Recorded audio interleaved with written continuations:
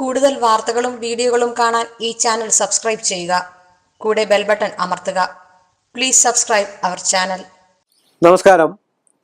എല്ലാ മാന്യ പ്രേക്ഷകർക്കും ജ്യോതിഷ വിശ്വാസികൾക്കും എന്നെ ഇഷ്ടപ്പെടുന്നവർക്കും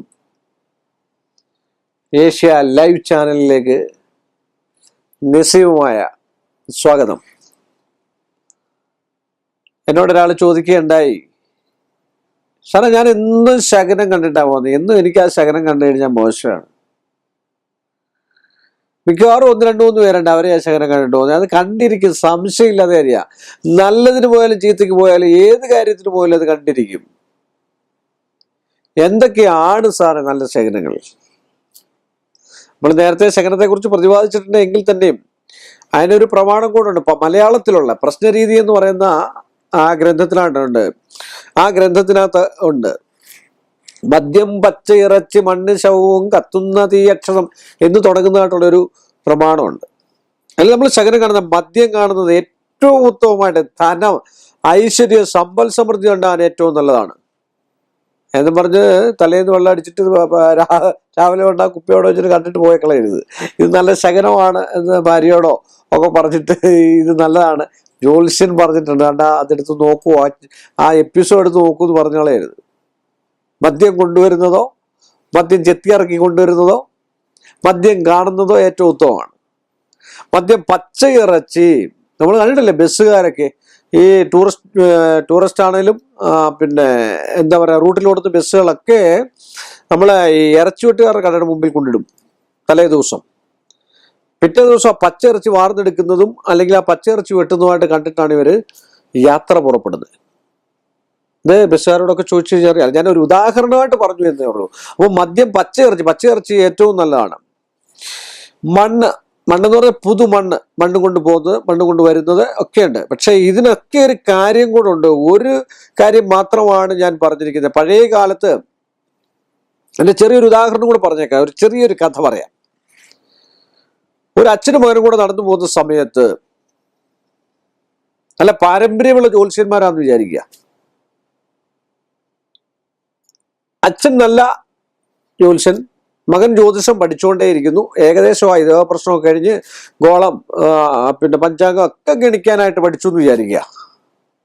ഇന്ന് ഗോളം ഗണിക്കാൻ അറിയാവുന്ന ആൾക്കാരുണ്ടോ എന്ന് എനിക്ക് ചുരുക്കമാണ്. എല്ലാവരിലും കമ്പ്യൂട്ടറിലെ ഷൂ വെച്ചാൽ മതി. അല്ലാതെ കൈകൊണ്ട് ഗണിക്കാൻ അറിയാവുന്ന ഈ പറയുന്നതായിട്ടുള്ള കേരളത്തിലുള്ള ഒരു എന്താ പറയുക, ഒരു 5 ലക്ഷം ജ്യോത്സ്യന്മാരുണ്ടെങ്കിൽ അതിൽ ഒരു 10-40% കൂടുതലൊന്നും അറിയാമെന്ന് എനിക്ക് തോന്നുന്നില്ല. പാരമ്പര്യമായിട്ട് കിട്ടിയവർക്കൊക്കെ മിക്കവാറും ഉള്ള ആൾക്കാർക്കൊക്കെ അറിയാൻ സാധ്യത കൂടുതലാണെന്നാണ് എൻ്റെ വിശ്വാസം. ഒരുപാട് നല്ല നല്ല ജ്യോത്സ്യന്മാരുണ്ട് കേട്ടോ. ഒരുപാട് നല്ല നല്ല ജ്യോത്സ്യന്മാരും നല്ല അറിവും നല്ല പക്വതയും ഒക്കെ പറഞ്ഞു കൊടുക്കുന്നതായിട്ടുള്ള, ഇതുപോലെ കോടികൾ മേടിച്ച് പൂജ ചെയ്യുന്ന എൻ്റെ അടുക്കൽ തന്നെ വന്നിട്ട് പറഞ്ഞിട്ടുണ്ട്. ഞാൻ പിന്നെ പൂജാസാധനം ഞാൻ എഴുതി കൊടുത്തിട്ട് പോലും പറയുന്നുണ്ട് അത് കൂടുതലാണ്. 10,000, 15,000, 17,000, 20,000 രൂപയ്ക്കകത്ത് ഉള്ള സാധനങ്ങൾ വാങ്ങാൻ വേണ്ടി പറഞ്ഞിട്ട് പോലും പറയുന്ന ആൾക്കാരുണ്ട് ഇല്ലേ.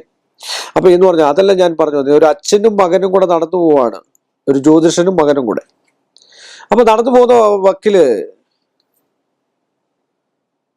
ഒരു കിളി, എന്തെങ്കിലും ആയിക്കോട്ടെ, വിശദീകരിക്കുന്നില്ല, ആ കിളി കാഷ്ടിച്ചു. അപ്പൊ ആ കാഷ്ടിച്ചു കഴിഞ്ഞപ്പോ മകൻ പറഞ്ഞു, ഇപ്പൊ നോക്കിയപ്പോ കിളിയാണ്, നമ്മൾ പോകുന്ന ഇടത്തു നിന്നും പാൽപ്പായസം കിട്ടാൻ സാധ്യതയുണ്ടെന്ന് പറഞ്ഞു.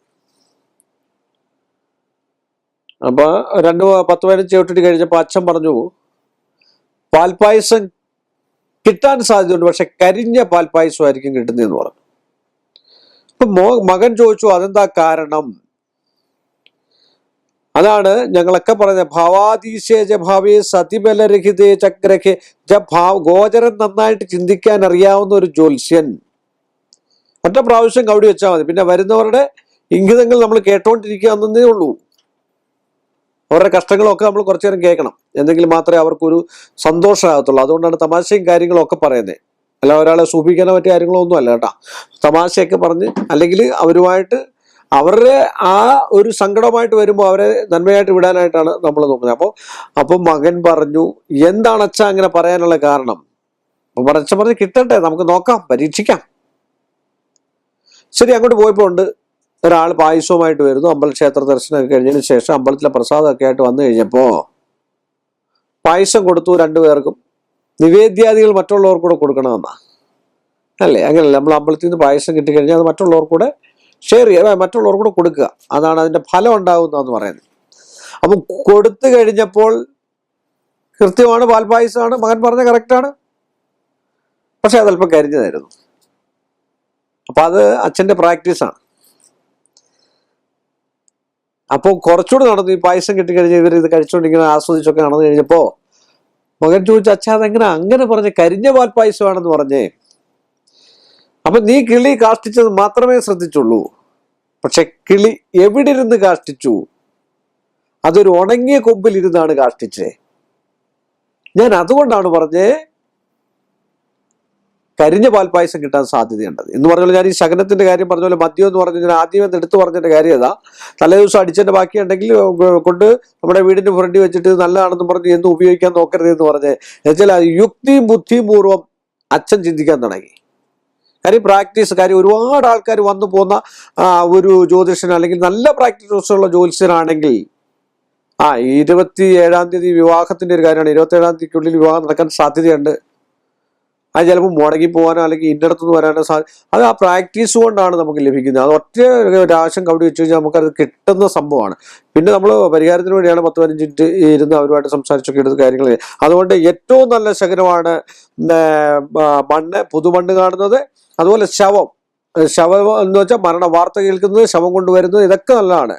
കത്തുന്ന തീയെ, നല്ലതായിട്ട് കത്തുന്ന തീ, അക്ഷതം പറഞ്ഞാൽ നെല്ല്, പൂവ്, അരി, ഈ സാധനങ്ങളെല്ലാം ഇട്ട് തരുന്നതാണ് അക്ഷതം. അതിന് ഒരുപാട് വ്യാഖ്യാനങ്ങളും കാര്യങ്ങളും ഒക്കെ ഉണ്ട്.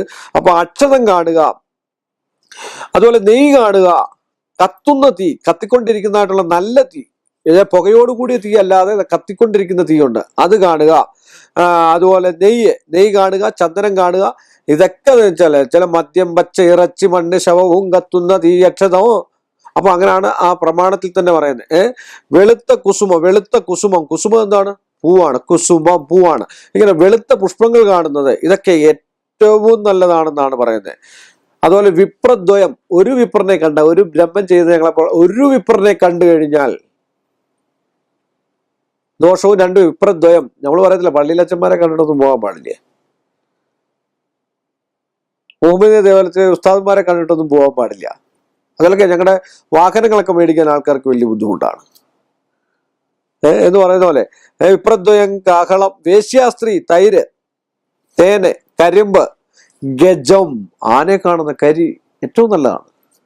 പിന്നെ ആനയൊക്കെ കണ്ടിട്ട് വേണമെങ്കിൽ ഒരെണ്ണത്തിനെ മേടിച്ച് നമ്മുടെ വീട്ടിൽ നിർത്തി നോക്കോളാം എന്നും കാണാനായിട്ട്. അതൊക്കെ സന്തോഷമുള്ള കാര്യമാണ് കേട്ടോ. അപ്പൊ അതിനെ ചെലവിന് കൊടുക്കാനോട് നോക്കണം കേട്ടോ.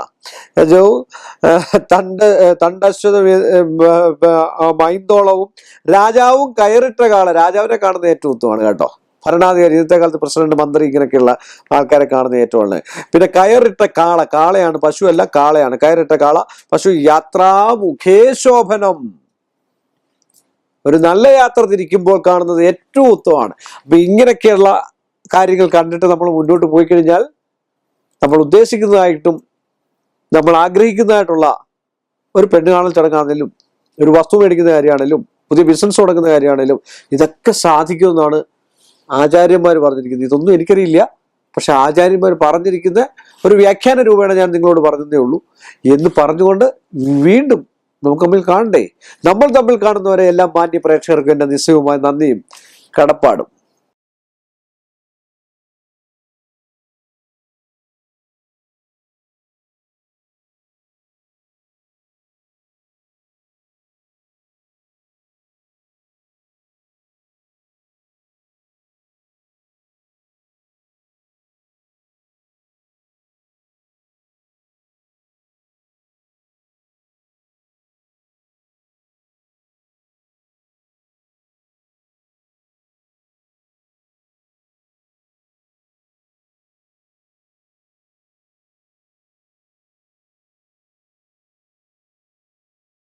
കൂടുതൽ വാർത്തകളും വീഡിയോകളും കാണാൻ ഈ ചാനൽ സബ്സ്ക്രൈബ് ചെയ്യുക.